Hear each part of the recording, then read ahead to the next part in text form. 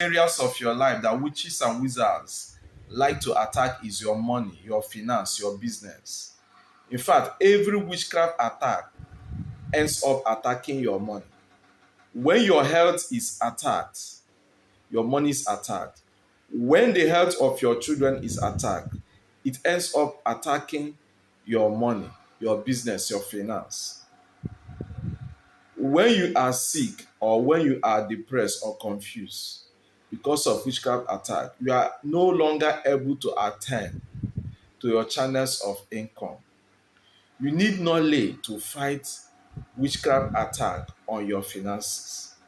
The Bible is filled with knowledge that will equip you to fight witchcraft attack against your money. The Bible is filled with guidelines that will help you to free your finance, your money, your business from the bondage of witchcraft attack. So you need to know the word of God. You need to study the word of God. You need to meditate it, and you need to apply the principles from the word of God in order to challenge witchcraft attacks on your money. If you have been praying for financial breakthrough, if you have been struggling with finances and you are hoping on God, you are depending on God, you are trusting God to elevate you financially, these Bible verses and Psalms will align your thoughts, your beliefs, your thinking with the promise of God concerning your life in the areas of finance. If you will meditate on them, declare them, I know by the mercies of God that you are going to achieve financial results. Your financial status is going to change for the best. Meditate on them, declare them, and your financial status will never be the same again. Do you know why? Because the word of God that you declare over your finances, they are spiritual words. They have spiritual backing. And it is this spiritual backing that will make things, natural things, to begin to work for you. But the word of God says in the book of John, chapter 6, verses 63, that the words that I speak to you, they are spirits and they are life. The word are spirits. The word are spirits and they are life. So there is a spiritual backing that will make the forces of nature, everything, to begin to work for you. So you have to declare this word by faith. Now, before I go further, I want to make you to understand it's not every problem that comes in your finance is a spiritual. For instance, if you become extravagant with your spending, you cannot call that a spiritual problem. If you buy things on impulse, things that you do not budget, maybe you are seeing something, you just see them because you like it, you didn't make budget for those things, you didn't check yourself, you are just buying those things, and it affects your budget. That is not a spiritual problem. But it becomes a spiritual problem in a situation whereby anytime money comes into your hand, problem will arise. Problems that are beyond control. Anytime money comes, okay, then things that will make you to spend that money, immediately it comes, just as it comes, will arise. Maybe one sickness or maybe one problem that you put your money, then it becomes a spiritual problem. For instance, whenever you get paid, a trouble comes up, or your child becomes sick, so you have to spend that money in the hospital, or one situation will arise up that will make you spend a whole lot of money, it becomes a spiritual problem. Now, there are three things that God wants you to know in the area of finance for financial breakthrough. If you are praying for financial breakthrough, there are three things that God wants you to know. And this thing has been a hindrance to your financial progress. Number one is this: God wants you to know, and you must know this, that your source of income is not your job. Your source of income is not your business. It is not your stock. It is not your shares. It is not your dividend. These things are not your income. Your salary is not the source of your income. The source of your income is God. If you don't know this, you have placed a limitation on how far you can go financially. So your source of income is God. All these things, your job, your salary, your business, they are channels. They are channels. So don't depend on them. Don't put your trust in them. If you do, it will vanish. And once it vanishes, you begin to suffer. But if you know that God is the source of your income, listen, the source of your income is spiritual. It is not mundane. It is not materialistic. Okay? That is one rule of prosperity. Money is spiritual. All these things you see are channeled. That is why if your money has a spiritual source, okay, the channel can go and still money still comes to you. But if you don't know that the source of your income is God, which is spiritual, when the channels go, you will have a problem. When the channel go, you become afraid.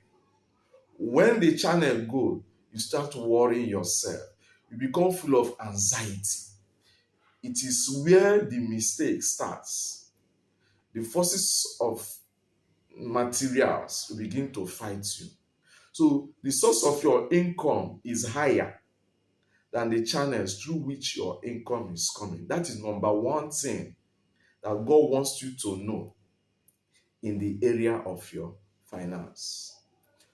Number two thing that God wants you to know is that money is good.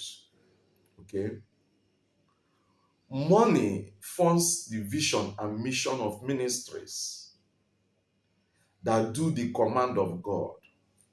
Money serves as a tool to do the commandment of God.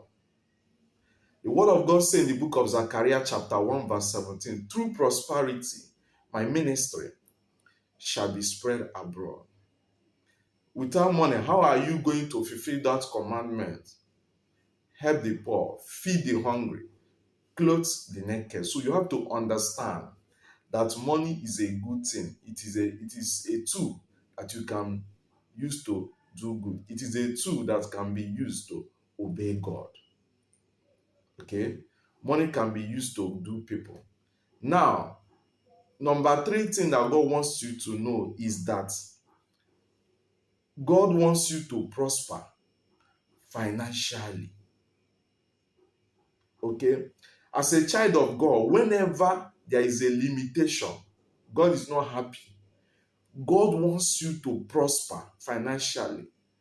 The word of God in the book of 3 John, verse 2 says, beloved, I wish above all things that you prosper and be in health, even as your soul prospereth. So it is the will of God that as you prosper in the soul, as there is a soulish prosperity, there should also be prosperity in the area of money, in the area of finance, in the area of materials. 2 Corinthians chapter 8 verse 9. For you know the grace of our Lord Jesus Christ, that though he was rich, Yet for your sake he became poor, that you through his poverty might be rich. So these things you have to be conscious of them. Now, there are three things that God wants you to do in the area of finance. These are the things that will build you up financially. Before I give you the Psalms, before I give you the verses to read to catapult your financial circumstances, your thoughts, your beliefs, your thinking has to be dealt with first, because it is what serves as a hindrance. Before you begin to pray concerning finance, number one, know the will of God for you. Okay? Know the will of God for you. What is the will of God for you in the area of finance? Number two, understand how God wants you to get that money. What is the condition for you to get that money? As a child of God, you have to understand the condition, the principle attached to the money you are seeking for, you are praying for. For instance, I'm going to give us a few of that. The word of God says in the book of Ecclesiastes, chapter 11, verses 1, cast thy bread upon many waters, and after many days you shall see it. This is a spiritual principle. Cast thy bread upon many waters, and after many days you shall see. This is a spiritual principle, not a physical one. It is not a natural principle. In the natural, if you cast your bread upon the water, it will vanish. It will turn to nothing. It will go. It will disappear. So what does this mean? Be generous. Okay? Be generous with your money, even if there is no hope of return. Even if it seems there will be no reward, be generous with your money. Seize the opportunity. Seize opportunity to grow financially. Seize opportunity to make money. Seize the opportunity to make wealth, but do not depend on it. Do not trust in it. Okay? So make use of the good opportunity that comes to you in the area of making money, but don't put your trust in them. Do good without expecting anything in return. Give to those that need your help, and those that you will not expect to gain anything. For instance, if you are giving to a rich man, okay, he can give you back. You may be expecting something. Sometimes when we give, we are expecting. But this principle say, when you give, expect nothing. So give those people that cannot be able to give you back. And when you give, don't expect to receive anything. Once you put your mind to receive when you give, you are not going to receive anything. But when you give even when it seems it will not come back to you, then it will come back to you because God will give you. It will come back to you because God will give you. So we have to understand this principle. Another principle that I'll mention is the book of Malachi, chapter 3, verse 10. Bring you all the tithes into my storehouse, into the storehouse, that there may be plenty in my house, and prove me now herewith, says the Lord of hosts, if I will not open to you the windows of heaven and pour out a blessing that thou shalt not have enough room to contain. This is the only place that God says in the Bible, prove me, try me, test me. Okay?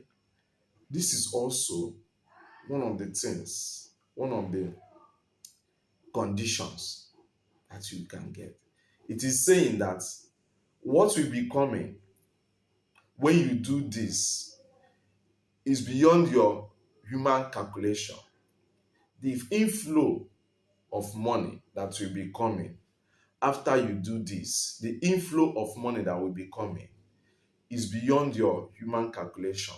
It's beyond your financial calculation. You are not able to calculate it. Okay? You cannot do the mathematics there.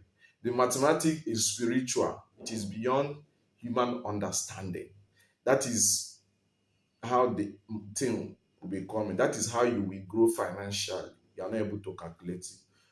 The word of God also said in the book of Luke chapter 16, verses 10 to 11, as I read from the scripture, whoever can be trusted with little can also be trusted with much.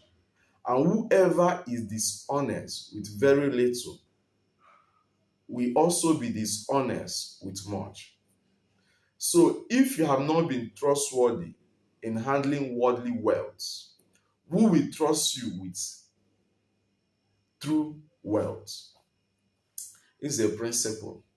You have to be trustworthy. When God gives you, He expects you to be trustworthy in the little that you have. If you are trustworthy in the little, then there will be an increase.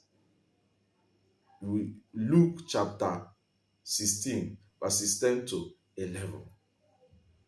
So, this is another condition. With the ones God has given you, with the little God has given you, are you trustworthy? Okay? Are you helping the needy from that? Are the needy benefiting from you? Are you giving back to God from the little that He has given you? If you do that, there will be an increase. So God has to, when God gives you little, He wants to trust you with the little. Once you can be trusted with the little you have, okay, then there will be increase. Okay. Now, you can use these psalms when you are praying, because you have to use the word. I said it earlier, that the words of God you declare, that the words of God that you speak, they are spirits. Okay? So these words that when they are declared, they begin to put things in place for you after fulfilling the condition. Psalm 112, verses 3. Pray it, declare it over your life, over your finances. Declare Psalm 34, verses 10. Psalm 1, verse 3. Psalm 118, verses 25. Psalm 35, verses 27. Psalm 145, verses 15 to 16. Psalm 115, verses 14. So you declare this for Psalm 112, verses 3 say, wealth and riches shall be in his house, and his righteousness endureth forever. Psalm 1, verse 3. And he shall be like a tree planted by the rivers of waters, that bringeth forth his fruit in his season. His leaf also shall not wither, and whatsoever he doeth, he shall prosper. Psalm 118, verse 25. Save now, I beseech thee, O Lord. O Lord, I beseech thee, send now prosperity. So you declare this word. Psalm 115, verses 14. The Lord shall increase you more and more, and more and more, and you and your children shall get more and more. So, understand this. Know the will of God concerning your life financially. Apply the financial principle, then declare the word of God. I believe if you did this, there will be a change in your financial circumstances.